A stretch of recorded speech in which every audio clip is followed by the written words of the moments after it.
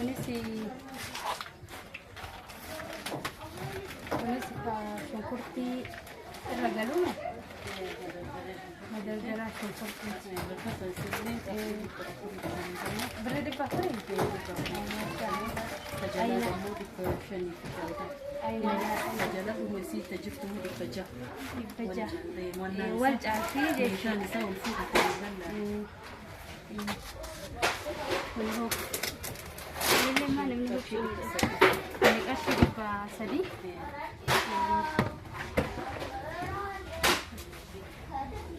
دستيله كان رومات أسيكا أسيا بأوندن لوجه شورا دستيله كان كاليدا كاليدا داون هذا فريسة فريسة بيتي بري أرتيكا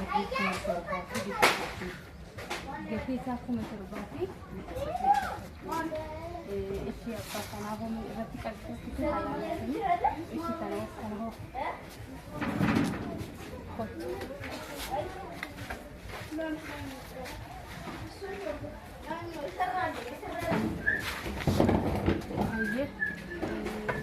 أما خنين سنجلس سجيمنا باقي خاطرنا تبريده إيشي تناهم البيك أبدي فردودا شيبكاك أبدي واحد بك أبدي يشتغل سيتنا باقي تكون تلتي هدي خبائي بريدي ما شاء الله ما شاء الله ما شاء الله جتي إتي مهمة إسينكم ما في بسدت إسينكم ما في بسدت ما شاء الله بريد بريد يا برورة ما شاء الله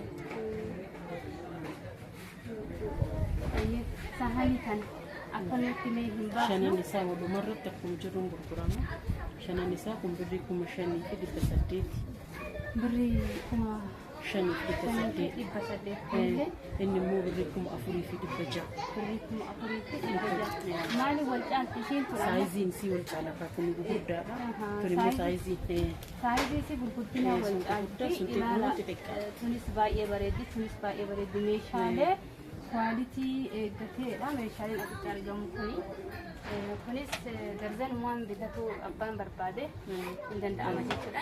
Darzan qarshii kumaa fi dhibba tokko darsa. Kuma tokko fi kumaa fi dhibba tokko.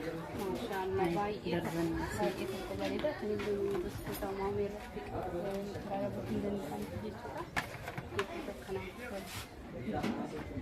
Kunniinis isaaba sadiinisi birrii kuma lama sadiinisi kalarii qabatanii asitti immoo kanneen argee kan kun akkanumatti afuri afur meeshanii jaha fireen gurgurama fireen gurgurama fireen gurgurama amma xiqqoon gurgura qarshii dhibba lama tuun immoo dhibba lamaa fi shantama bareeda silin baay'ee bareeda baay'ee dhibba lamaa fi shantama isiin gubbaatu tajaajila isiin kun jechuudha isiin kun baay'ee bareeda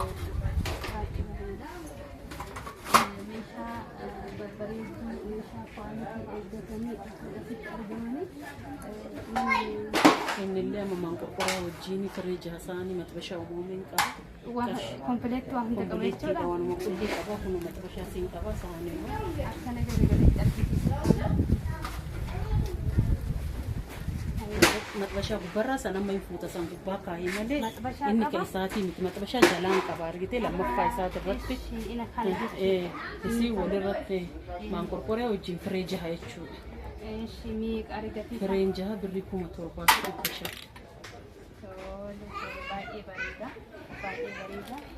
baay'ee gatii wannaan si jalaa kufee.